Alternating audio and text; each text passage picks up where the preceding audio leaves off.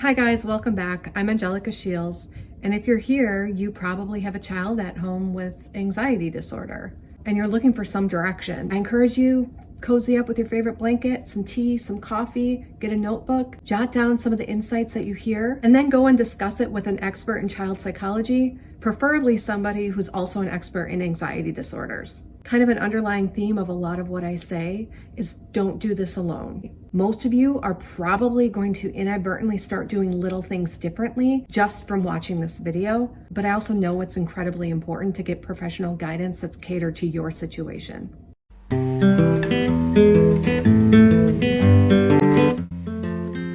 Chances are you're watching your child navigate the world and you're feeling incredibly powerless and desperate. You may have just seen my video, 5 things that parents do that make their kids' anxiety worse, and felt like, I do those things, now what? This video is going to give you a direction. First, I need to clarify, there are things that you are powerless over.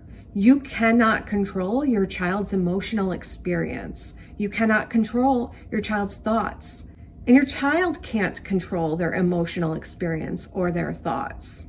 In reality, no human can. We can feed our thoughts and emotions, but all thoughts and emotions at their beginning are intrusive.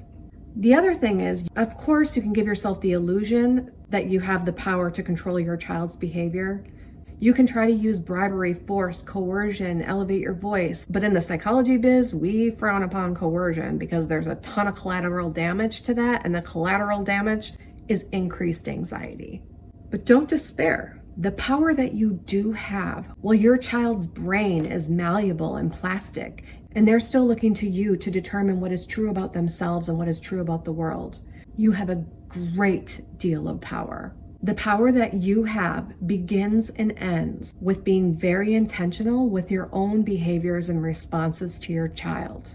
And I'm going to go through the first step in that systematic change in parental behaviors in this video. The caring behaviors that inadvertently make anxiety worse, the seeking reassurance from a parent, the long analytical conversations about what might happen and what might not happen and what the dangers and catastrophes are around the corner, the indulgence in checking under the bed, make sure there's no monsters, checking the door to make sure it's locked, taking repeated calls when they're at school or you're on a date, and the avoidance, refusing to engage in activities that feel anxiety provoking, a parent allowing or engaging in these things, or a parent rearranging their life to allow avoidance, not having the neighbors over because it upsets the kid, not talking about certain things around the kid. Those things do not protect the child from danger, but what they do is they protect the child from their own emotional experience. And you are so defining of the child's reality, of the child's perception of who they are, and the child's perception of the outside world. You engaging in those behaviors tells that child that this emotion is so worthy of avoiding. By the time an anxious child grows up to become an anxious adult, avoidance of internal experience has become so second nature. It is so much harder to treat. If a child is very well practiced with fearing and avoiding internal experiences, likely they will develop panic disorder. Panic attacks are so unpleasant that although they're not physically dangerous, they solidify for that anxious person that actually these emotions are dangerous. Or they start to experience even mild negative emotion with large reactions, large shutdowns, large anger, refusal, and justification to avoid. And they no longer are in that developmental stage where they have somebody that they trust and believe can define their reality. So they show up in therapy, and even the smallest interventions are met with so much pushback and even anger. You don't understand me. You want me to die? And I don't say that dramatically. I mean that. I don't have clinical anxiety, so I do try to think of ways that I can empathize. And I think about it like I've gone my whole life avoiding physical movement. I really do. I set my whole life up to avoid physical movement. And if a trainer or somebody told me, you could do this powerlifting class, lady, Angelica, you can do this, I would be so angry and feel so misunderstood. You don't understand. I get so out of breath not only am I going to pass out, but I'm probably going to have a heart attack. I am going to die. You don't understand. The longer it goes on, the more solidified the brain becomes and the harder it is to change.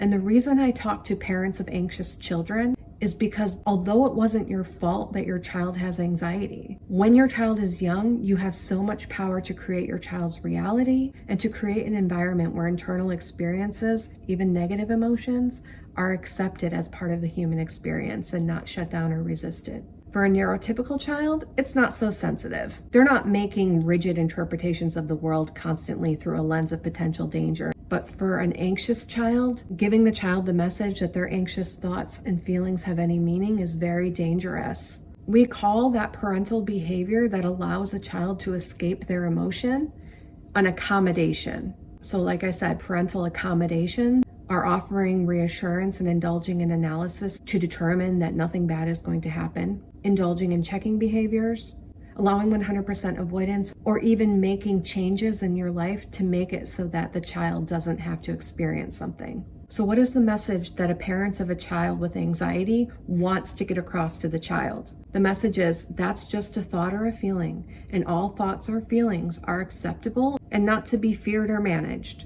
And the message is, and it's perfectly okay and perfectly acceptable for you to feel that feeling. Just because it's just a feeling doesn't mean it doesn't feel rotten and horrible. Showing support to the child will make the child know that he's not crazy or condemnable or terrible or hopeless. And then the message is, I know that feeling is rotten and horrible, and I know that you can handle it. It's a message of support or validation. I see that feeling in you, and it doesn't scare me. It's okay, bring it. And it's a message of, and I know you can handle it. It's a message of support and confidence.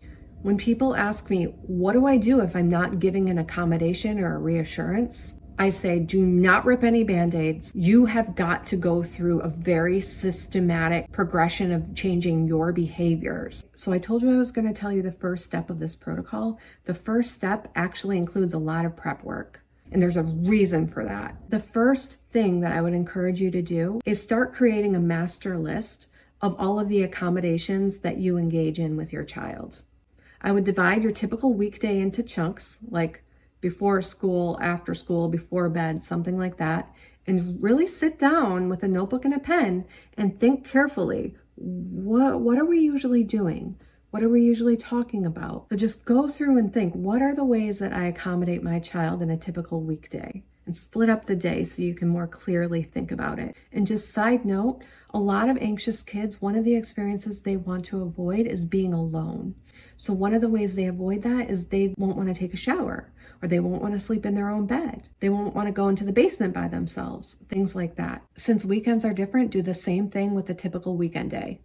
Share the list with your spouse or your co-parenting partner and really talk about it and brainstorm. And this shouldn't be like documenting your sins and going to confession and making criticisms of yourself and of one another and accusing each other of overly indulging the child. This should be validating. You were just trying to make your child feel better, and that's what a loving parent does. Be sure when you're accounting for your accommodations to also include things that your family doesn't do in order to allow the child to avoid their emotions, not just the behaviors you do engage in. The next preparation activity is for you to emotionally prepare. I would start journaling. I would have a notebook beside your bed. I would get really used to documenting your victories and documenting the tough spots with an attitude of validation. You've got to cozy up and be your own best support here. Of course, go to therapy for your own support if you can, or try to find a local support group or an online support group for parents of anxious children. And you know yourself, you know what makes you stressed and what makes you feel more relaxed. So some of the emotional preparation might be something that doesn't seem related, like cleaning out the closets before you do anything to change the dynamic with your child's anxiety. You might need to get used to meal planning or get in the habit of going to the gym a couple times a week for yourself. Try to simplify and streamline your life and reduce your stress as much as possible before you even take a step. If there's underlying resentment between you and your spouse, have a couple sessions of couples therapy. Take a couple weeks and set alarms to religiously send each other texts a couple times a day to show appreciation and validation for each other. You might have to put some effort into emotionally preparing for yourself. Please don't skip that part. You might think I'm about to say, okay, now you start taking away the accommodations. Absolutely not. I don't want you to take away any accommodations. I want you to just keep naturally doing what you would normally do. Now you're aware of the fact that there are accommodations, so you'll probably do it a little bit less. But just keep doing what you would naturally do while you practice profusely providing your child supports and confidence. You might need to brainstorm with your partner or your therapist and write down some scripts of some support statements that sound natural to you and some statements of confidence that sound natural to you. You could role play with yourself in the mirror, you could role play with your partner, but I would say take a significant amount of time, like 2 weeks to a month, to do nothing but train yourself to notice when your child is looking to you for accommodation and have your knee-jerk reaction be provide support, provide confidence. Again, the support is you showing acceptance of the feeling. You might make a statement of, I know you're feeling X, Y, and Z. Your tone of voice matters. It could be anything from casual to empathetic, but it's not tense and annoyed. A support statement doesn't have any judgment to it. It doesn't have any desire to make it stop. It just assumes that the emotion is an acceptable human experience.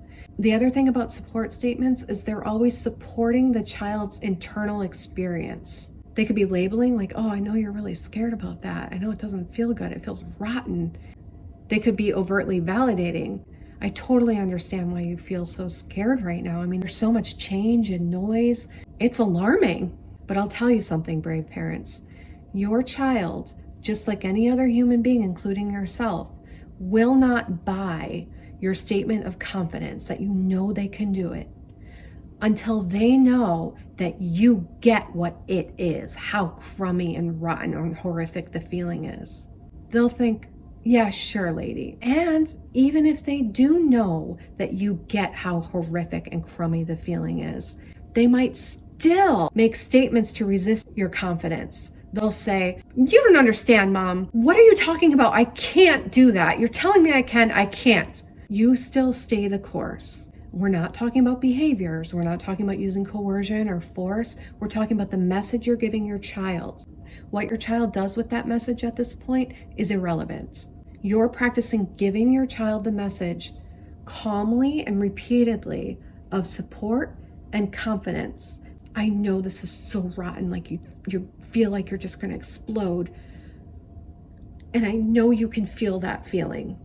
The confidence isn't, I know you can do the behavior. I know you can give the presentation, or I know you can sleep in your own bed, or I know you can go to school this morning. The confidence statement is, I know you can let yourself feel that feeling, because the behavior that they want to indulge in is avoiding that feeling. Now, if you give the statements of support and confidence, and they still are seeking reassurance, and they're still engaging in avoidance, at this phase, I'm not concerned if you're still indulging in the accommodation.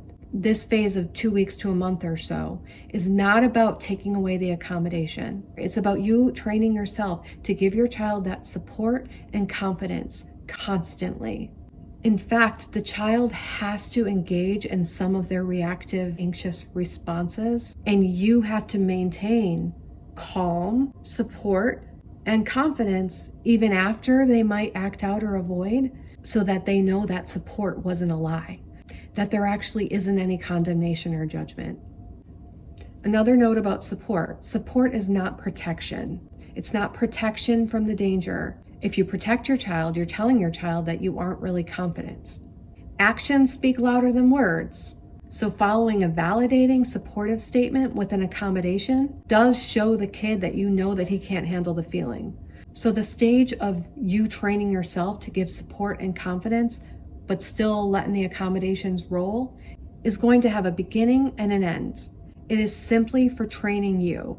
So I'm going to do another video on the next step. The next step is going to be you as a parent withdrawing one accommodation. Of course, there's preparation for that step, and I'm going to explain all about it. You have to really carefully pick which accommodation, and it shouldn't be an accommodation that lends itself to a power struggle. If the kid isn't going to school, The accommodation you withdraw should not be allowing the kid to not go to school. The accommodation you withdraw first should be something you have 100% control over. You either provide the reassurance or you don't. You either answer your phone when they're doing checking or you don't. You either keep the bathroom door open when you're in the shower because they're too scared to be alone, or you don't. Think you can see where this is going. The child's going to be kicking and screaming and not wanting this, but you're going to hold your ground because that accommodation is something where you can hold your ground without a power struggle. And sometimes it's way easier than the parents expect, depending on the level of the child's anxiety. But the child is gradually going to get comfortable with their own emotions. And eventually you're going to start withdrawing other accommodations all the way up until the more power struggle-y accommodations. And when you get to those power struggle issues, like, will my kid go to school or not? Will my kid get out of the car when we pull up to the grocery store? By that time, the kid has already had enormous brain training and exposure and actual experience with their emotions to know that this anxiety can be felt and does not need to be avoided or managed. So that's it. I look forward to giving you more videos. But again, these videos are informational and not therapy. If these sound like interventions that your family could use, please reach out to a professional. All right, thanks. Have a good one.